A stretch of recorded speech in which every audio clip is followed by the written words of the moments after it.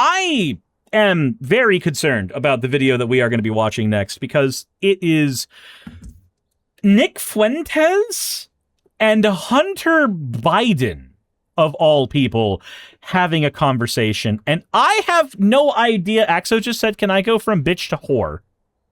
I have words about that, Axo, but I'm not going to say any of them, especially not here in the chat. What the fuck? What the fuck, bro? Sylvie says, can I be whore? I have a feeling you already are. Okay. Nope. We're gonna go to the fan art section so that I can stop thinking about any of this. All of y'all concern me greatly. I feel like many of you had bad and wrong childhoods. Okay, this one is from Seal Wells. It said, started as a jokish idea for the suit contest, the suit just being a giant glass bottle around whatever model Suris is using. Then gradually morphed into an idea for a whole potential scene. And it's just me being stuck in the glass bottle while Slime Suris is no longer stuck in the glass bottle, though Slime Suris is currently in the glass bottle. So all is well in the world. The apocalypse has been averted. For the time being, anyway. Anyway, as always, thank you for your fan art submission. If you want your fan art to be shown in the future videos, drop it in the fan art section of the Discord.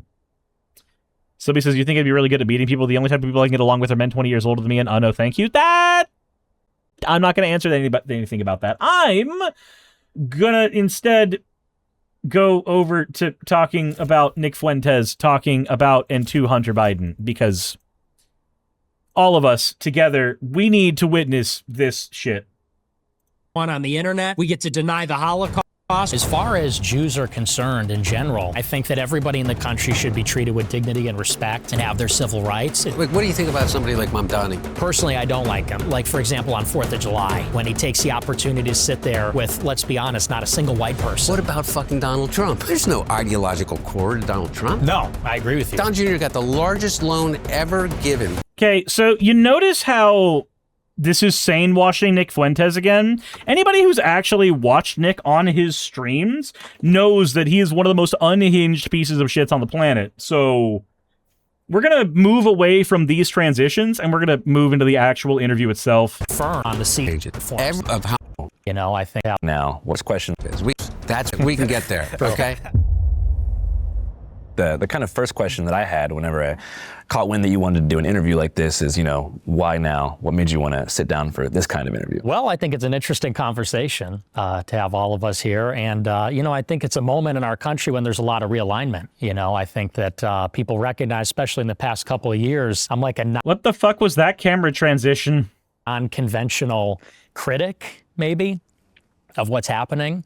And so I think it'll be an interesting, productive conversation. I think it'll be different. But I mean, specifically, because we kind of share a publicist, I heard that you wanted to kind of... Okay. I'm not Nick's publicist. Yeah, if you openly say you're Nick's publicist, you probably lose your job instantly. We have a publicist that you hit up, and you said that you wanted to talk to someone who would give you kind of a fair shot to like clear up some things and maybe some misconceptions about you and the things you believe. You know that the misconceptions aren't a thing. Like, the only reason that there's any confusion at all about Nick Fuentes is because he can't shut the fuck up and stop saying random AG shit for no reason. Absolutely. Yeah. Yeah, I think that, you know, I'm somebody who, I think like you, actually, maybe we have this in common, is kind of pigeonholed in a certain way for things that we've done in the past or things that we've said. Yeah, you're a Nazi. Like, but I'm racist, right? I got pigeonholed. You are. That's a thing that you are. You've said racist things and you don't stop saying racist things. There. Mine is true, yeah. Yeah, well, mine's a little true. Maybe a little, no. But yeah, so I think it'd be good to clear up some of the misrepresentations and put out something accurate. So what do you I'm just so confused why we keep on going to the like found footage VHS shit there. That's weird. think is the most misrepresented thing about you? Well, I think really the whole image everybody has about me. That is a cop-out answer. What do people get wrong about you? Everything, Todd. Okay.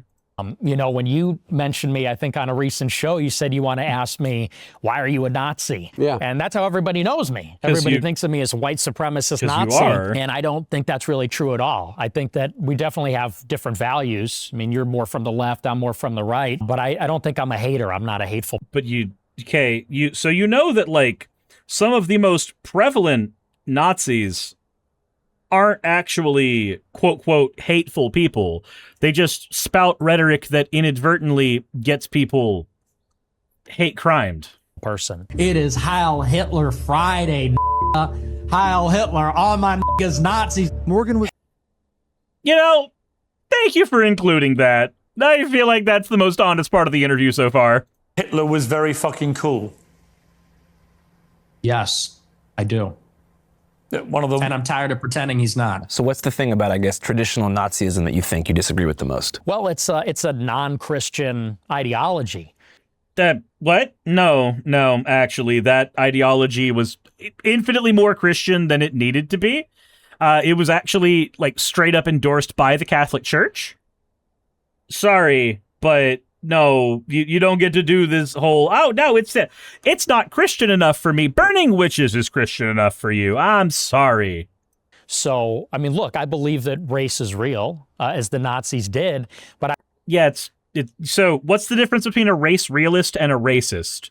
The name. That's it. Race actually is not real. Race is made the fuck up. Like, when we came up with the idea of race, we were actually just describing how people looked. We weren't describing anything about how their brains operated. We weren't describing anything about any part of their internal structure. We weren't describing anything about their experience. We were describing how people looked, because that's all we had, because we came up with terms like Caucasian hundreds of years before we ever actually learned how to do things like basic fucking gene sequencing to figure out what the goddamn fuck a race was.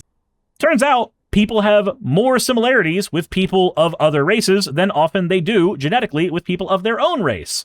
Unless they're in Alabama, in which case, God, I'm so sorry your family tree's a line. I don't think it utterly defines a person. As a Christian, I think we're all created beings. I do believe there's such a thing as a universal human community. And so I think it's a cruel ideology. I've said this on my show, by the way, but even if you say that, you also say that it's cool and great and that you all should love Hitler for all the cool things he did. I'm sorry. No. I mean, that would maybe be the fundamental. Did you always feel that way? Always, yeah, absolutely. So even whenever you were younger and stuff? I did, but you know, you got to recognize times have changed. 10 years ago, we had a totally different political world. The regulation and policing of speech, you know, what you would call wokeness, I think was at an all-time high when I got started as a very young man. What would you call wokeness? Yes. Yeah, exactly. Well, and I think, I mean, would you not say there were maybe some excesses maybe in those days? Yeah, Excess of what? Did we were okay with trans people? Because, like, you're okay with trans people on Pornhub. We've seen that, my guy. in those days, I wasn't doing too well, so I wasn't paying much attention. Anyway, I would love to hear, and I'm not asking you to like retract everything that you've ever said and all the, or anything, but I said that I would love to talk to you because number one, I told you this, is that I think you're really smart, and I think that with that comes in a real responsibility. And do you remember when an ex-KKK member sat Nick Fuentes down in a diner and told him the exact same thing, and Nick, bless his heart, refused to acknowledge that he had any responsibility whatsoever as a community leader of any kind? He basically said, "No, I'm just a campus conservative, and I just run a show. It's not that big a deal." Like, I remember that. I have member berries for that. So, I don't know, man. I don't know. I feel like it's disingenuous to sit there and go, yeah, I have an opportunity. No, I've heard you strictly deny that you have any such responsibility or opportunity to be a community leader. You've never chosen yourself to be that unless it was strictly beneficial to you, like when you started talking about your fucking Groiper army. You have an audience. And I have a friend whose son is my daughter's age, maybe 28, your age. And he's really smart. And he is a big fan of yours. And so by virtue of the relationship, you have a family member who has associations that are really big fans of Nick Fuentes. Far too much about the world is being explained to me far too fast. I got to learn what it is that why he is a fan of yours. And none of it has to do with, I would hope you agree, like really egregious things that you've said in the past about the Holocaust or about, Do the Jews ever talk about the 100 million whites that died in World War II? Or do they just bitch and moan about the so-called 6 million Jews that died? And so it's just nice to poke holes in it and say, it's not 6 million. 6 million? I don't think so. And I don't even know, I think I've heard you since kind of rescind a lot of that. You concede that 6 million Jews died in the Holocaust. Possibly more. Possibly, we're discovering all the time. So it could be, maybe even be more than that. But what he agrees with is kind of the anger about the situation that particularly your generation finds. Okay, so I will say this. Anytime somebody says that I just agree with, like, the vibe or some shit when somebody is a racist, my assumption is they are just a currently disenfranchised racist. Like, that is all that they are and all that this is at that point. So not very smart if he's a fan of Nick Fuentes. Yeah, that is kind of where I'm at as well. That is kind of where I'm at as well. If somebody is a Nick Fuentes enjoyer, then I am just going to assume that smartness is one of those traits that they are lacking in spades. Find yourself in. I know that to be real. And I think that there, maybe my reasons for recognizing that anger as being legitimate and my target. Yes. Okay, so, all right.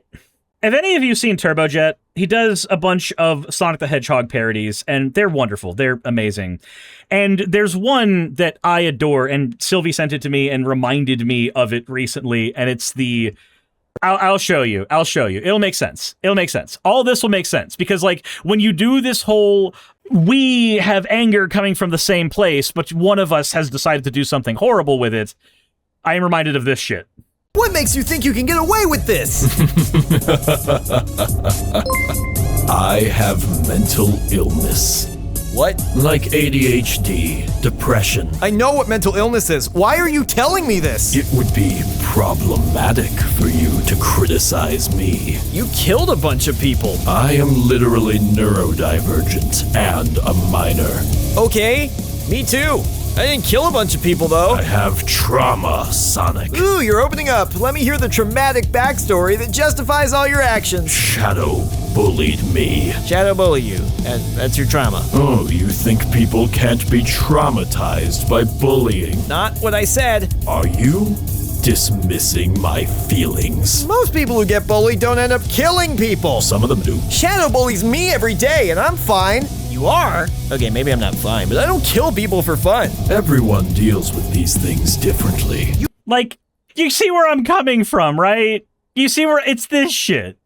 Like, it's parody, but it's this shit. When you do this whole, like, yeah, no, I get where you're coming from. We're both experiencing anger, and this is how we're experiencing it, and we experience it differently.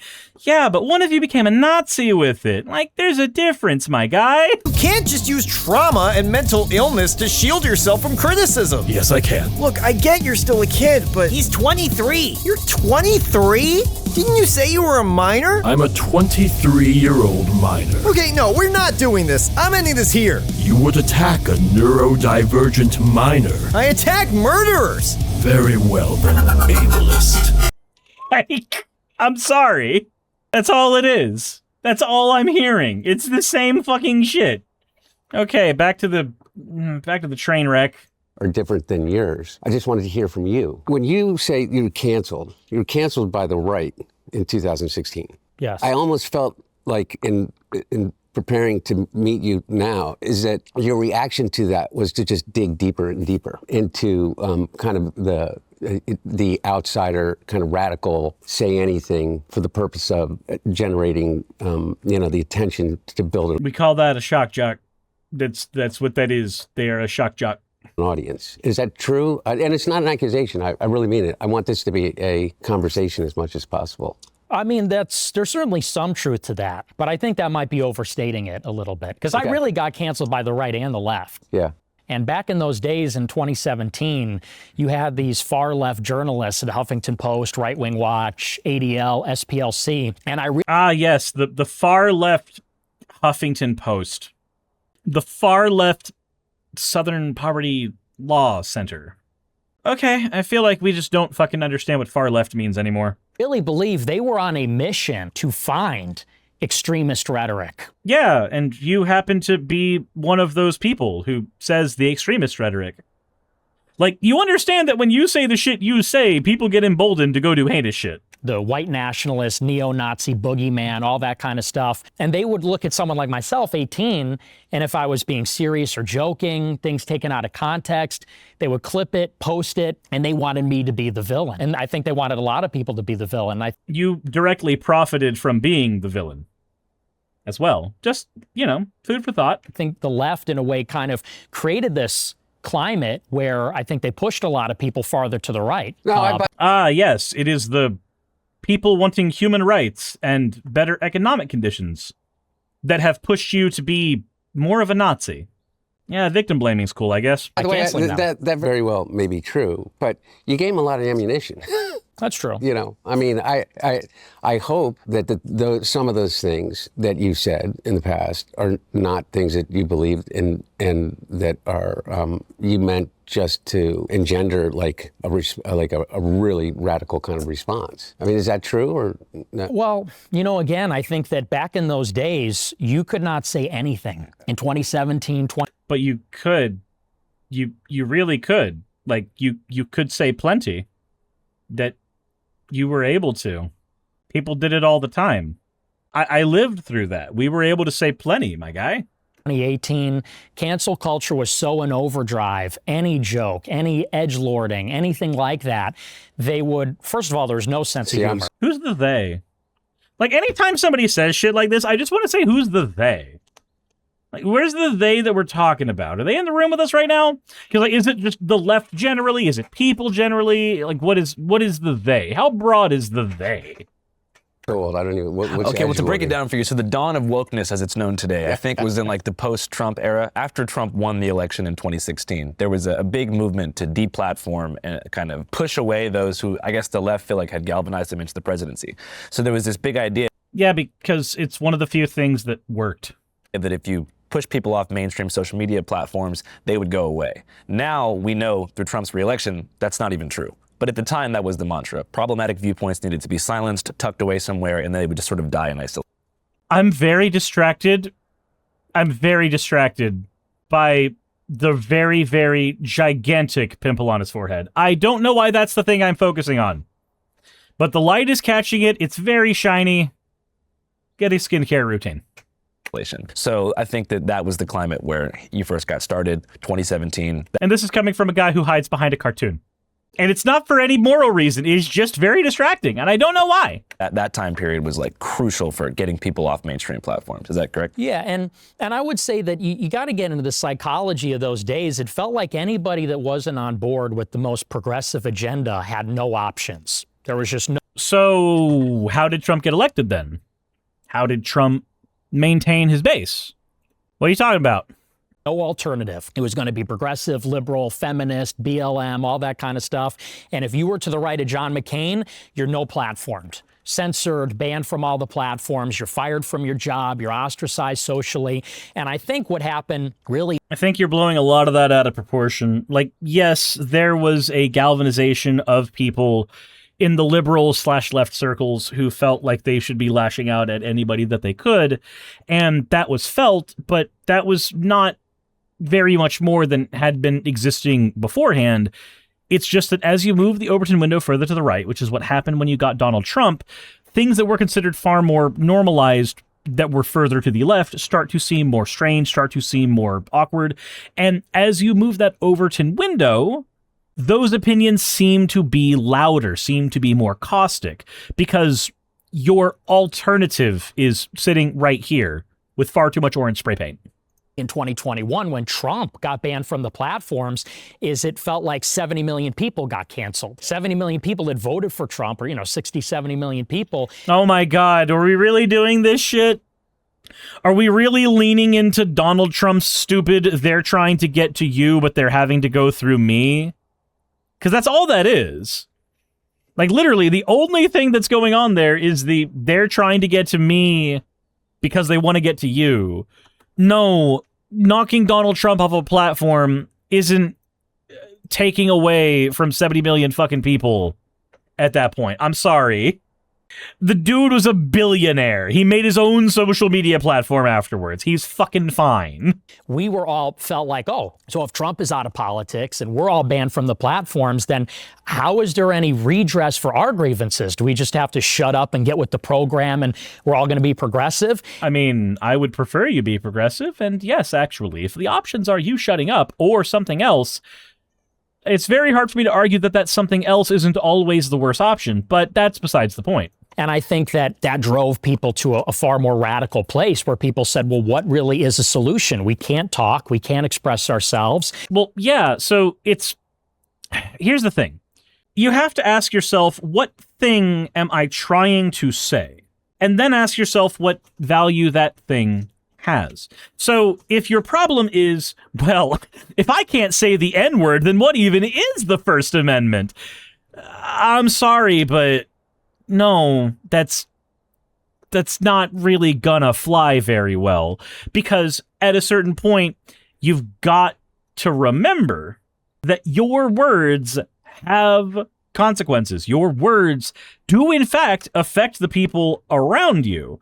When you are trying to do this stupid whole, yeah, I just want to be able to say my edgy shit all the time. I understand that. I get it. I say edgy shit all the time as well. But the best way to do that, usually, is to say that edgy shit about yourself. Like, generally speaking, the language that you use, Nick, is aimed almost all the time at other people, and usually other ethnic groups or religious groups. The things that tend to work best, that do not get you canceled, that do not get you in trouble, are to aim things at a victim that isn't actually a victim. And in your mind, that means aiming it at the Jewish people because they happen to control the world or some shit. For me, that's aiming it at me because you don't get to tell me how I feel about me. So, I don't know. I feel like we have very different ways of approaching this, and one of them is toxic, and the other one is, not. We can't participate in the process or run for office. And I was one of the people. Yeah, I don't want somebody who actively calls my neighbors the fucking N-word to run for office. I don't want that person having power over my neighbors when they think that my neighbors are less than human. I feel like that's pretty easy to understand. You idiot. Well, saying that's exactly what's going to happen. It's going to drive people to extremism. If you don't talk, if people don't feel like they have a seat at the table and enfranchisement, I think then they start exploring options outside the system, outside of the political process, the democratic process. You literally had the fucking Keck King in the president's chair. You were able to have your opinion stated the entire fucking time. This is the fucking Adolf, unironically, this is the Adolf Hitler shit, where one of his main redresses, one of his main rhetorical strategies was to argue that he was canceled. Like, literally argue that the media would not allow him to speak and that it would drive people to further extremism. Like, that's literally the shit he fucking did. Like, I can find this shit. There we go. Like, I'm sorry, but this has been a tried and true strategy. It works. It worked in the past for literally the big H dude with the mustache. This whole, I'm like me and you, we're being censored and that's going to drive us to more extremes. Like that's been done before. That's literally been done before by the guy you say that you're not like, that you espouse.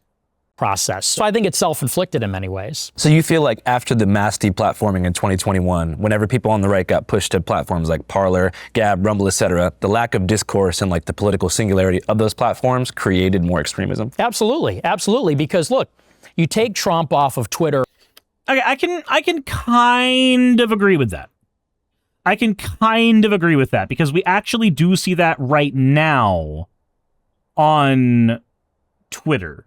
Because the way Twitter was years ago, when there was a distribution of people on the right and on the left on Twitter, you didn't tend to have this, what's the best way to put it, homogenization of ideas on there. But now, if I'm ever on Twitter at all, like, it feels like the only opinions that I see on there are caustic right-wing ones, like super caustic right-wing ones.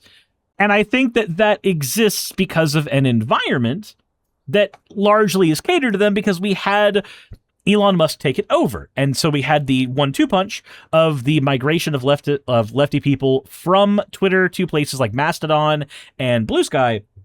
And then on Twitter, we had the galvanization of the right as orchestrated by the algorithms from Elon Musk. So I can kind of agree with that, because I watched it happen in real time with Twitter.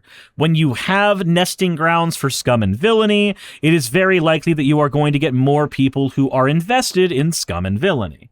Facebook, Instagram, YouTube. And I predicted this in 21. I said, watch, you're going to see alternative social media rise, because some venture capitalist is going to see there's a huge market of 70 million people that are going to follow Trump, because Trump is no platform. Yeah, because venture capitalists, they only care about money. Like, they are generally just money hungry. And I don't want to say that every venture capitalist is evil by merit of being a venture capitalist, but I'm also, not saying that right now. I feel like I'm awfully close to saying that and also believing it full heart right now. And that's exactly what happened. Rumble blew up, Elon bought Twitter, and what happened when you had total free speech on these platforms? Well, Twitter now resembles 4chan. And now, there's no gatekeepers. And I think it did push people in a radical direction. And honestly, people are even blowing past me. Now there's like mainstream normie types that are even blowing past me in terms of how radical they are. People start saying things like, there's no political solution, there's going to be a civil war, we need a revolution. And I think that's because the message from the left was, you're crushed. You have no options. You can't win. There's no alternative. Trump is going to be indicted and charged and can't run.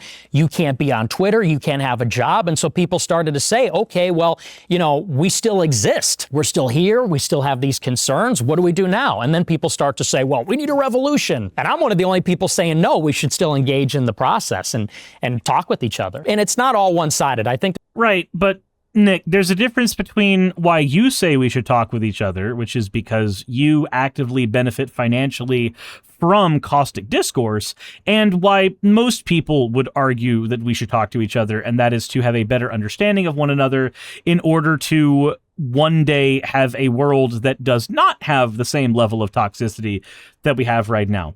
These are very different stances and very different reasons for wanting this, and I feel like it might be just a tad disingenuous to not acknowledge any of this.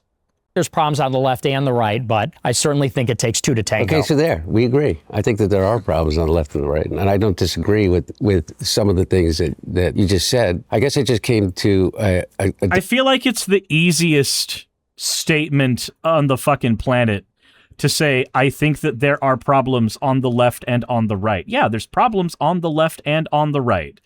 Now let's start talking about what those problems are, and maybe then we'll see if that statement has any salience. Because if your problems are like, the left hug box too much, that's not really a problem so much as that is just an inconvenience.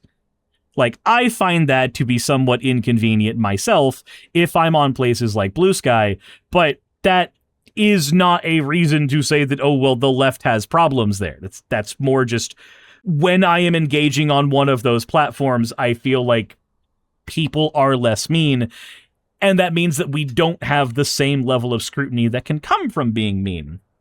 But I'll be honest, if I have a choice between that world and the world where people are able to say that Hitler was right, maybe I'll take the other world. I don't think I want the Hitler was right world. I think the Hitler was right world is the stupid fucking world.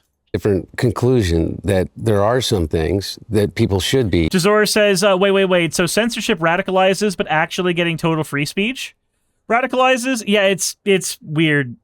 It's a weird series of takes. But the take basically is that when you engage in the censorship that was happening, you create smaller echo chambers because of the internet where that hate can fester, bubble, and grow. And technically, that is a true statement.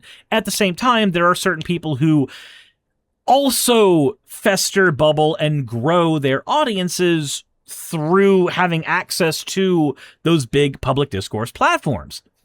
Because of that, you have to kind of weigh, is taking this person off the platform going to create a area where they will have unchecked influence and power somewhere else, or will taking them off the platform mean that they have less influence? And you don't always know how those dice are going to roll. Deplatformed for. Not that they can't say it where they want to say it, but I think that it's a right of anybody. Okay, top 3 things. What do you think? There's a difference between being able to say that you're proud of your white heritage and also being just a flat out racist. I think that there's a difference between saying you're proud of your Christian. I feel like when you say I'm proud of my white heritage, there's not really a big difference between that and being a racist, because the type of person who is disproportionately proud specifically of their white heritage because it is white heritage, that person is very likely probably a fucking asshole. I feel like it's kind of silly to argue otherwise. Like, if you are specifically proud of your white heritage, that feels like maybe you might also be a racist. Heritage and the white culture from what you come from, and Nazis, or that you adopt the Nazism as a legitimate ideology. I think that there's a difference between saying that you disagree with the United States policy as it relates to Israel and saying that the Holocaust didn't exist. I was like, Mom, Dad, Hitler was awesome. Hitler was right. And the Holocaust didn't happen. And my parents were like, we cannot believe. Those would be top 3 things in my mind. I know that you believe that some people took you out of context, and I do agree. Look, I'm both the right and the left. There are Hunter Biden. Let us begin both sidesing. Now, technically, I would say that when you both sides, there's utility to it sometimes, because sometimes in order to get somebody who is on the wrong side of a conversation to the right side of the conversation, you have to give a little, even if giving a little is a bit disingenuous. You still have to do it as a rhetorical tactic. So I can kind of see that.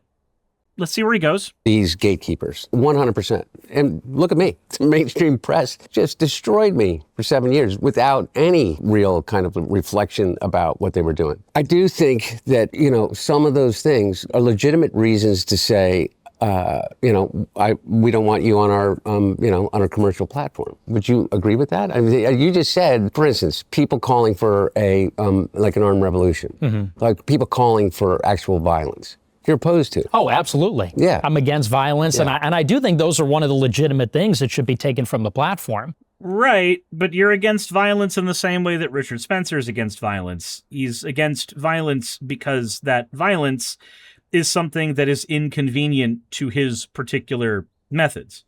Like, it's the same reason that Richard Spencer is in favor of free speech.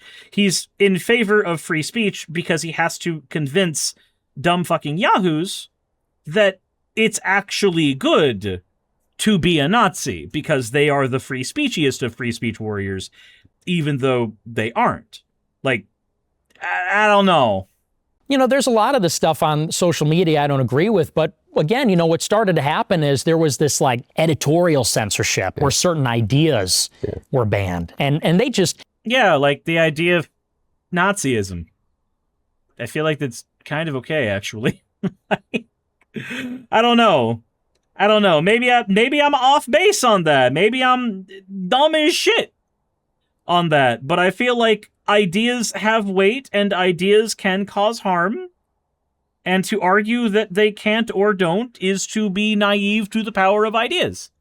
It was such a broad brush and also totally opaque and ad hoc. You'd be on YouTube, like I was, for example. They banned me for life and didn't even give me a reason. The reason is the things you were doing and saying. Like, I feel like that's a good enough reason. I think that explains most everything in pretty decent detail.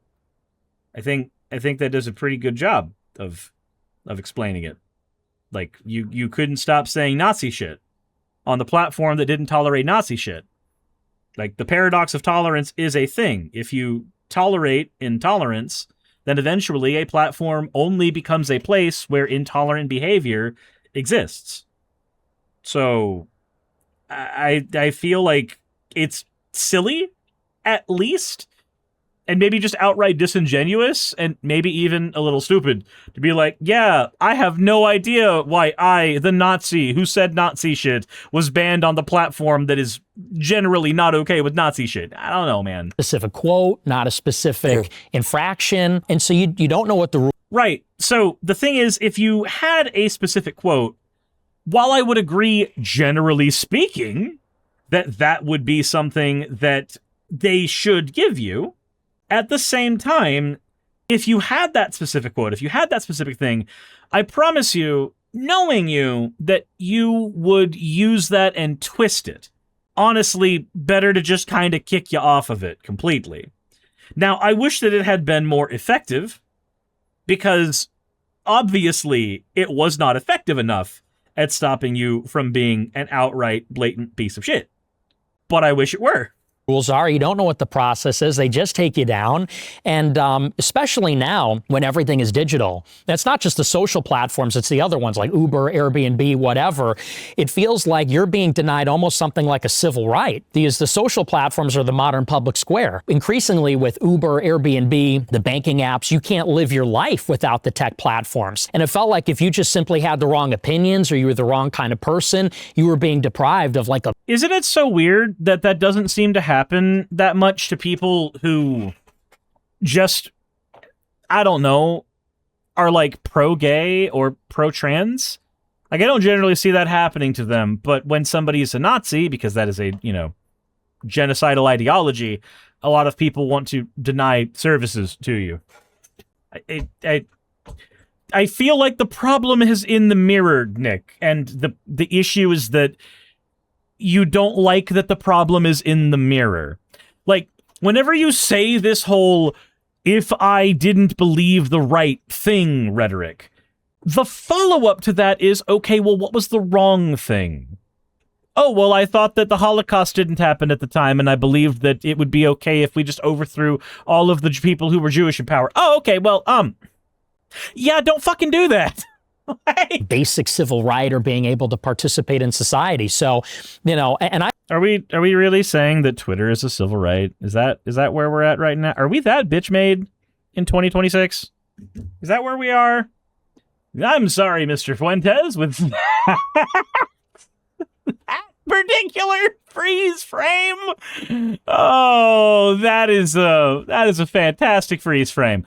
But unfortunately for everybody involved, I just got a call from my girlfriend, so I need to go do something that I actually enjoy and not be around any of this anymore. Later, everybody. Hey, you made it to the end. I want to give an extra thanks to the patrons who allow me to do this full time. I want to thank Aaron Rail, Astral, Britzkrieg, Jemshin, Poundini, Red Joker, Victoria, Jonas, Craig, Tarika, Fireshard, Smiling GM, John, Dren Hadamada, Creeper, Sagitta, I'm not saying that last part, Sylvie Snow, Valis of Seraph, Ottoman Angel, Rooster Rachel, and Fire Panda, who are all my $20 and up patrons.